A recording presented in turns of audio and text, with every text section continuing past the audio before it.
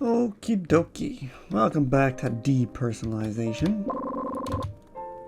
Sounds like it's already swapped music. We finished the last module. We gotta close it out. So we'll do that by going to this guy, huh? Time to level up some characters and stuff.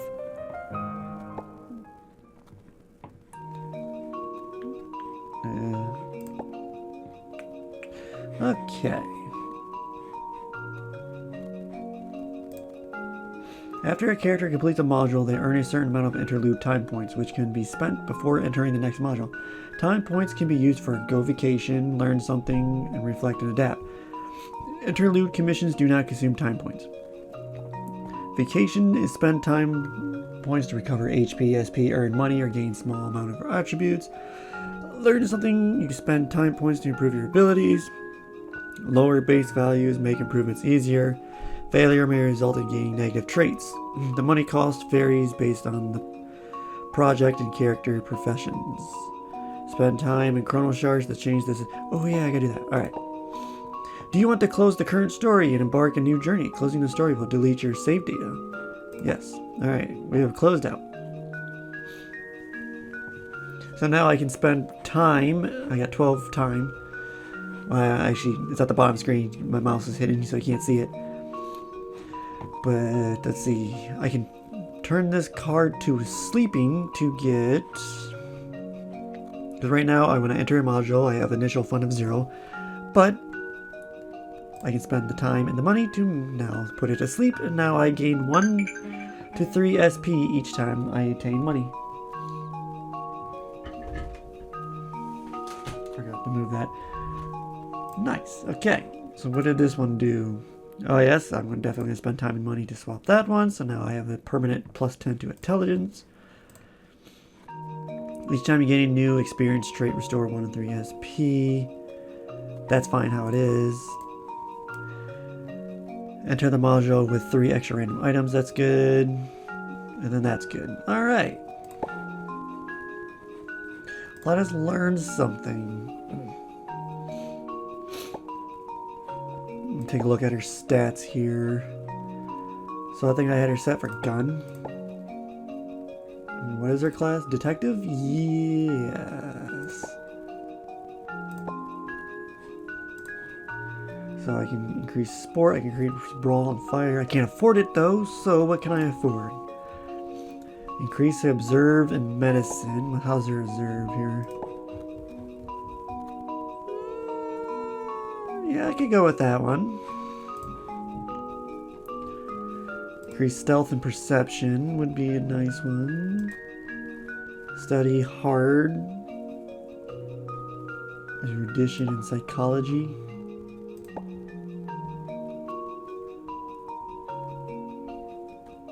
Not in her field. Can't afford any of this. It's easier to do like this. So I guess I will go with the medicine and observe. That is a pass. And I gained a new trait, huh? 65 observe.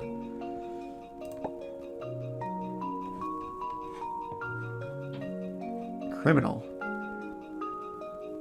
You have mastered detailed scientific methods of investigating. Oh, criminal investigation training, alright. Medicine and observation is +5. Where's medicine? Not even on here. Be over here, right? No? I guess it is over here. So brawl, fire. There it is, medicine. We can go on vacation. Well, no. She's in critical health. Well, I guess maybe I should spend some time and money to recover HP.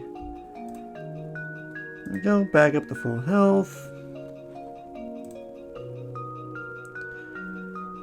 Playing a game. You can restore some SP and increase my dex and intelligence to a maximum of 60, which dex is already 60. Intelligence can use an increase. Or I can just make some money. I'm gonna do that. There we go, we got $700, or whatever you want to call it. I have 1 time left. What can I do with 1 time? Increase luck? Sure, why not? There we go, plus 5 luck. Hell yeah. Alright. And then... oh no, she has time too. Okay. The other Amy can make some money real quick. There we go. Now what can you spend your money on? Whoops. Oh, I didn't want to do that. Maybe later. When unlocking options, your SP cost reduced by 4. Each time you unlock an option, perform a luck growth check. And you can spend money to get rid of that. There you go. I think that's really it for her. Let's see. You get a growth check and increase her luck. But for now, let's go learn something for her. What is Amy's stats here? Amy with a Y. Observe, erudition, occult, and crafting. Well...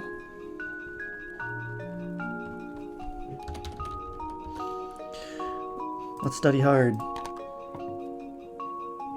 That is a pass.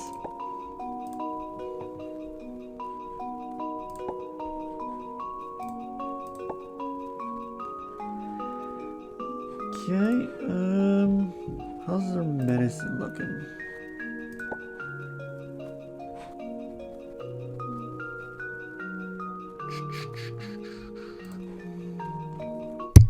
Oops, hit my mic. Let's increase our craft. Having a person who can craft would be good. That is also another successful growth. Hell yes. Now her crafting is 60. Nice. And that'll do it for Amy.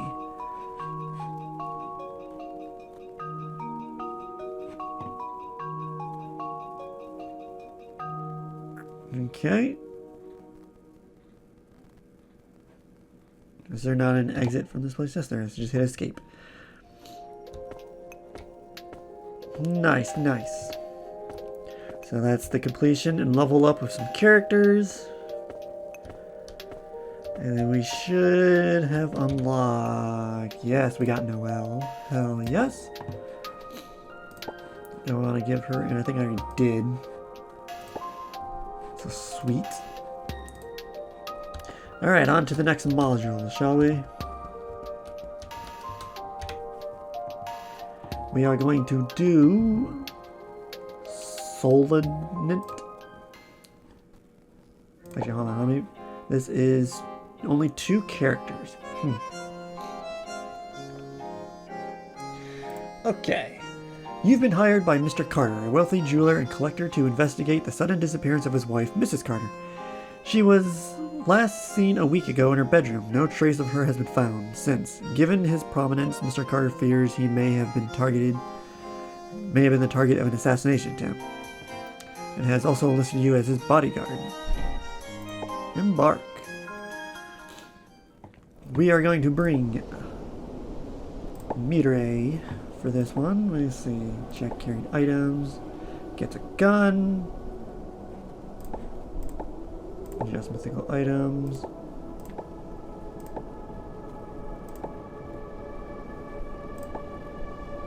When occurred, press the sign. We'll give her the black flame. Okay.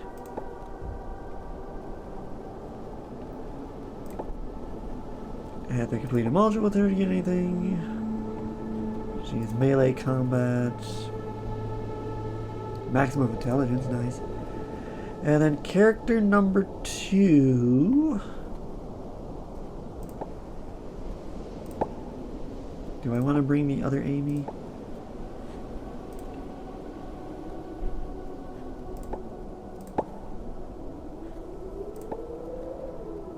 Actually, she's pretty good. Actually, no, yes. I will bring Noelle. Join team. items. So she has the black fan.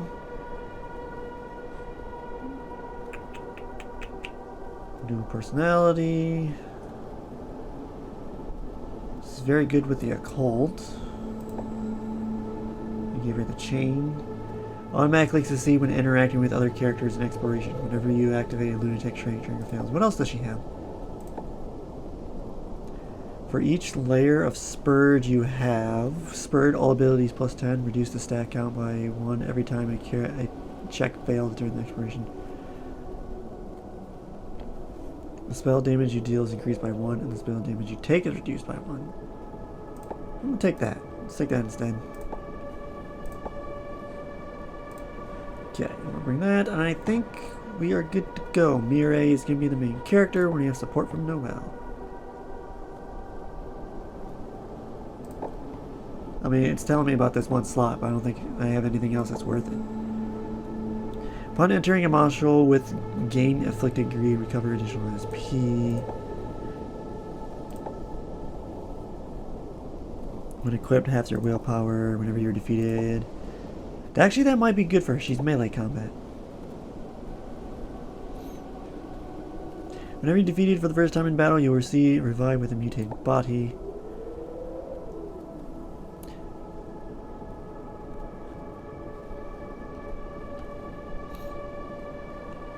When equipped, grants the wearer the spell Warrior Sign when attacking with melee weapon in your main hand. If it is a hard success, automatically does something.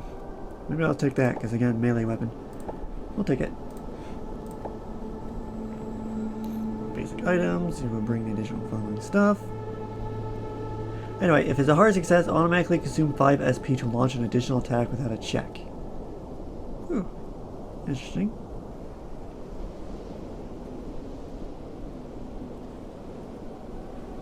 Embark.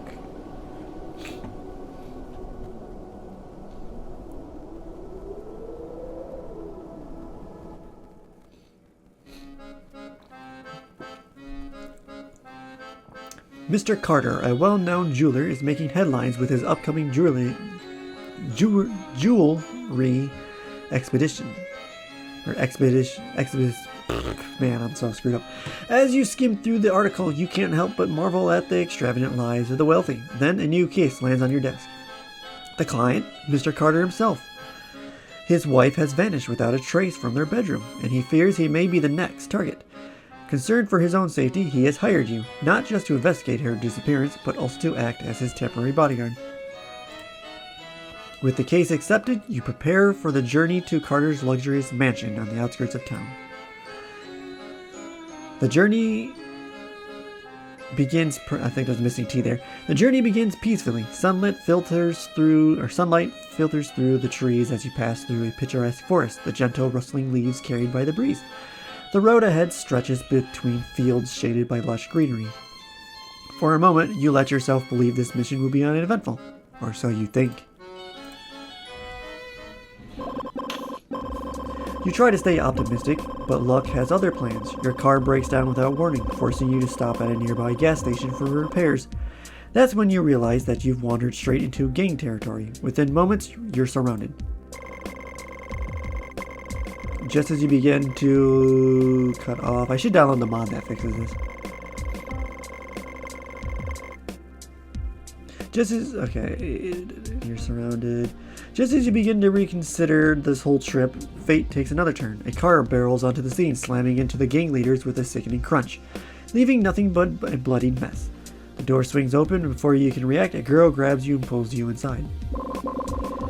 She sizes you up, questioning you sharply, but the moment she learns you're headed to Carter's mansion, her expression shifts. Saya. Name's Saya. Any particular reason you're heading to Carter's? It's not exactly the safest place right now. I'm well aware. His wife went missing after all. He hired me to look into it. I also consider him a friend. He's helped me out before. Saya nods, keeping her eyes on the road. You settle into your seat, your attention drifting to a black cat lounging just ahead of you. It has claimed the perfect spot in the sun. Meow. Her name is Snow. Cute, isn't she? You reach out and gently stroke Snow's head. She doesn't shy away, completely at ease with strangers. As your fingers run through her soft fur, you feel a bit of the tension ease from your body. Oh, nice. Gain at 1 SP. 1 sanity point. Aren't you worried about the danger? Carter's mansion might be a target. Are you afraid of danger then, Saya? Definitely not. In fact, what if I told you I'm a professional assassin? Would you believe me? I have no reason to believe or doubt you. All I know is that you're a beautiful girl with a cat after all. At your words, the corners of Saya's mouth lift into a subtle smirk. She gestures towards the glove compartment. Saya has invited you to look inside the glove compartment. Will you open it? Open. You flip open the compartment, and a small black chest tumbles into your lap. It's surprisingly heavy for its size. Inside, rows upon rows of bullets gleam under the light, neatly arranged beside a well-maintained Magnum revolver. Just as you take it all in, Snow hops inside the compartment, curling up as if it's the coziest spot she could find. Gained gun. Really now, no reaction? That chest is packed full of bullets, you don't even flinch. It'll take more than that to scare me. Then how about a little game? Try to guess why I'm here. I assume Carter invited you as well. If you wanted me to know, I figured you'd just tell me. You're no fun. Well, back to the point. I really am an assassin, and I take every job seriously. So do me a favor, don't get in my way, alright? In that case, I'll just sit back and enjoy the show. The sky darkens as heavy clouds roll in, carrying the promise of rain. The sun lingers on the horizons, casting long shadows over the road as you approach familiar territory. The stretch leading to Carter's mansion. Saya takes the next bend with practiced ease before slamming on the gas, accelerating toward the grand estate. Within moments, she pulls into the front parking area. As you step out, a woman approaches the vehicle. She's dressed in a crisp butler's uniform, carrying herself with quiet authority. Though she appears to be in her 40s or 50s, she's in remarkable shape, exuding both discipline and reliability. Out of the corner of your eye, you catch sight of Carter through the study window. He appears to be deep in conversation, yet there's no one else in the room. Instead, he holds a glowing piece of metal. The butler follows your gaze, then bows politely. Mr. Carter has been expecting you in the study. Please allow me to lead the way. You follow the butler towards the mansion. The moon rises, casting a pale glow over the countryside. Before you stands a magnificent 3-story estate, nestled within a villa district on the outskirts of Berlin. The air is crisp, carrying the faint scent of polished wood as you step inside. Every doorway is adorned with intricate sandalwood carvings, and marble statues line the halls. The butler leads you into a grand dining hall. It is far more opulent than you expected. Beyond the windows, the backyard garden stretches out, its neatly trimmed hedges swaying gently in the night breeze. Nearby, guest rooms and staff quarters are arranged with meticulous precision. Servants move briskly around you, tending to their duties. Their faces are drawn, their eyes distant, as if burdened by an unseen weight. Apologies for letting our guests witness this. Ever since the incident, the staff has been uneasy. I've tried to reassure them and maintain order, but as you can see, please feel free to rely on me during your stay. As you continue through the halls, the butler keeps you informed of various happenings on the estate. And about what you saw earlier, Mr. Carter calls it a cell phone. It's a device that allows for long-distance communications. He's been using it frequently to stay in touch with his business partners. The concept lingers in your mind for a moment. The implications of such technology, intriguing. Before you realize it, you've already arrived at the study.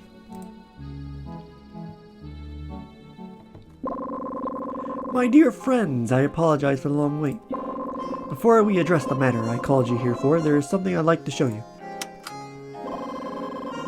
As he speaks, a soft mechanical hum fills the room. A hidden mechanism inside the table begins to turn, and the top of the table splits open with a smooth, deliberate motion. From within, a glass case rises, revealing a bust adorned with a necklace. But what truly captures your attention is the breathtaking gem on the necklace. I've always heard you are more than just a businessman. It seems you also have a taste for creating gadgets. Quite the interesting hobby you've got. My skills are not worth bragging about.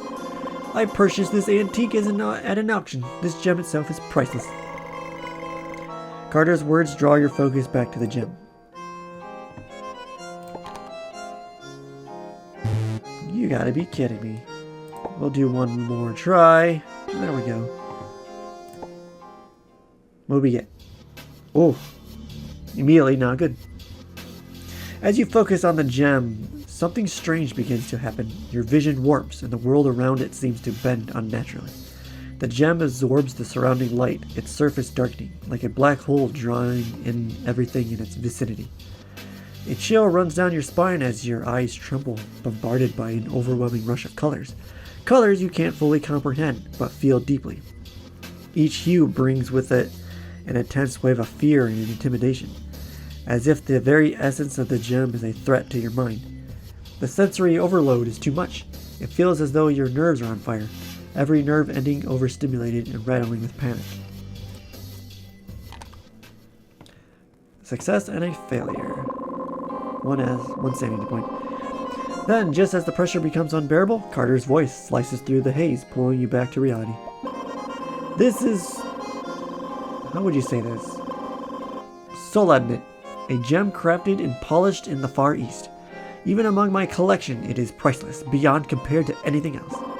As for why I'm showing you this, I suspect it may be connected to my wife's disappearance. I assume there's a reason behind that logic? Correct. Ever since Soladnit arrived at the mansion, strange things have been happening, one after the other. The servants started... okay, that's messed up translation. The servants started noticing signs of vandalism around the property. Flowers would appear in the garden, arranged in a disturbingly deliberate manner. My staff and I have also heard strange noises echoing through the halls. I suspect that someone is after the Soladnit. At first, I dismissed it, just eerie coincidence, nothing more. But then, my wife vanished. That was the final straw and why I called you here. In that case, why did you choose to store the Soladnit in your study? Isn't that basically provoking whoever is behind this? Ah, it's not actually here. Under this mansion lies an underground vault where I safely store my various valuables. What you just saw was merely a holographic projection. Now that you understand my request, I'd like to begin by investigating the room where my wife was residing. Just as Carter finishes speaking, the device on his desk starts beeping rapidly. He excuses himself with a quick apology and takes the call. Apologies. Mr. Carter is rather busy, even with the issue at hand. He did ask that I act as your guide. Should anything come up, allow me to lead you to the bedroom. The butler leads you away from the study, guiding you into the dimly lit hallways of the mansion. At this hour, most of the servants have retired for the night. When the bustle of the day recedes, what remains? You cannot say, nor can you begin to fathom. Though Carter's mansion is vast, many of the rooms on both the first and second floors serve little purpose beyond showcasing his extensive collection. The butler directs you to Carter's bedroom, located on the right side of the second floor. Mrs. Carter's room lies on the side. Beside, she further explains that no one else resides in the mansion proper. The house staff live in their designated quarters or off the property entirely. Many of the other rooms have been repurposed for storage or exhibit displays. Reaching the door to Mrs. Carter's bedroom, the butler steps aside and holds it open for you. In front of you is a cozy room, bathed in pink tones. This used to be the young lady's room. She passed away in a tragic car accident 5 years ago. It was a devastating loss for Mrs. Carter. After that, she chose to live here instead of the master bedroom. And I must apologize. I was unaware of Mrs. Carter's disappearance and tidied the room. Have you moved anything? Only the diary. When I entered it, it had fallen on the floor. It belonged to the young lady, so I placed it back where it belonged. But it is kind of strange. Mrs. Carter always cherished it. It is unlikely she would leave it on the floor. I was quite confused back then. Snow. I'll take care of Snow. My bad.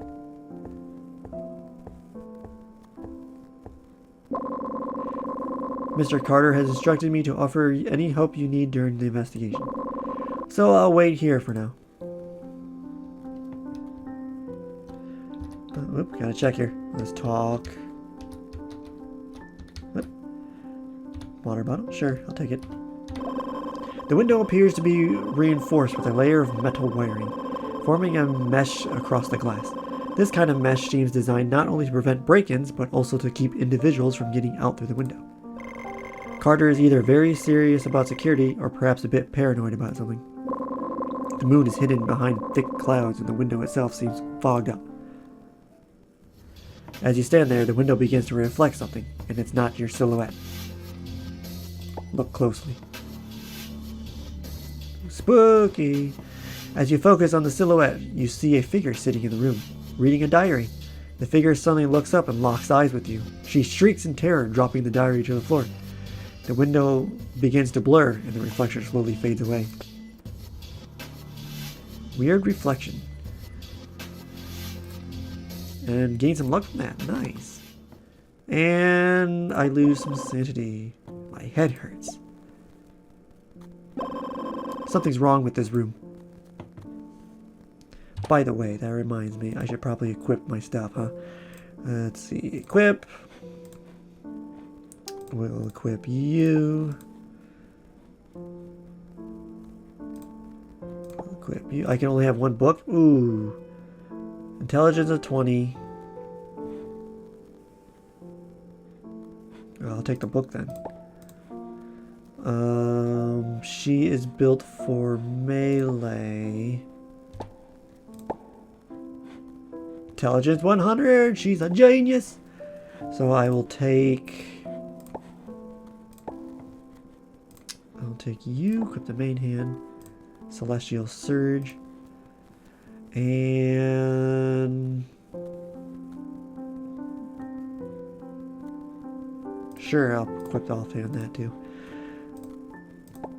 As for Noelle, you can take this. You can take your suit. Take your Holy Bible. You can take your weapons. What is this? Holy water. Use and explore. The next time you engage in battle, trigger the faith effect and gain 5 luck. Nice. Hanging on the frail. Nice. Okay.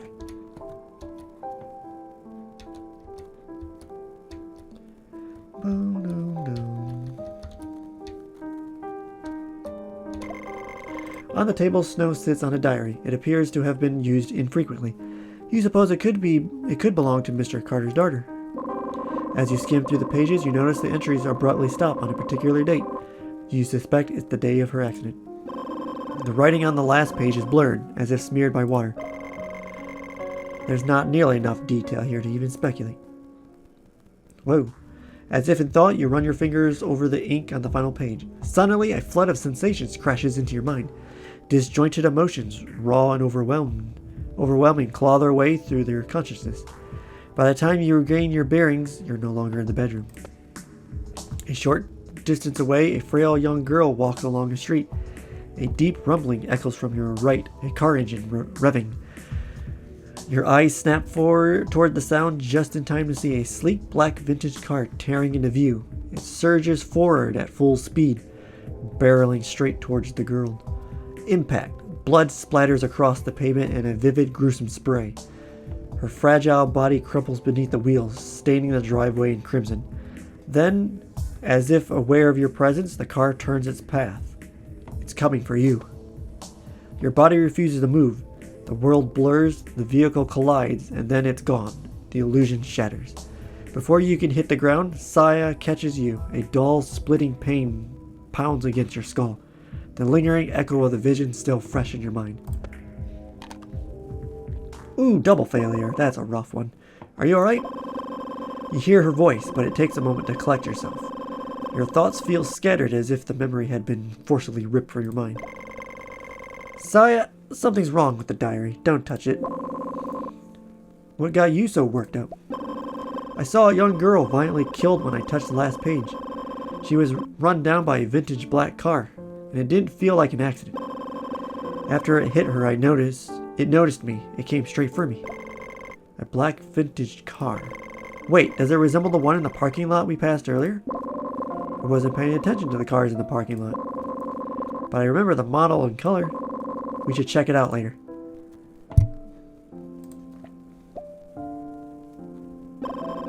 Then I should take a look at this too. Saya flips through the diary hastily, expecting to experience the same vision you did, but nothing happens.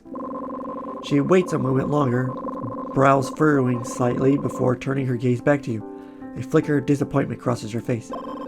What a pity. I guess only you witnessed it.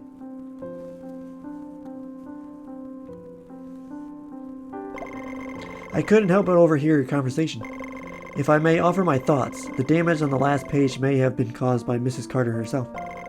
Given her fragile state, she may have wanted to erase anything that reminded her of her daughter's death.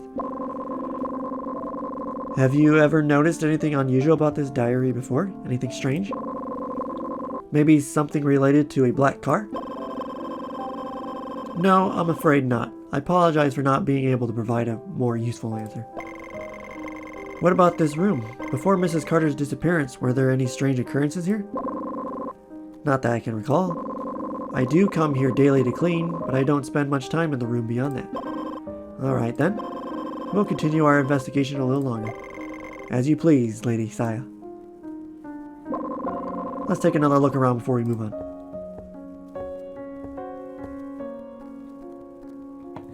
Alright, I should stop this part here. Alright. Thanks for watching.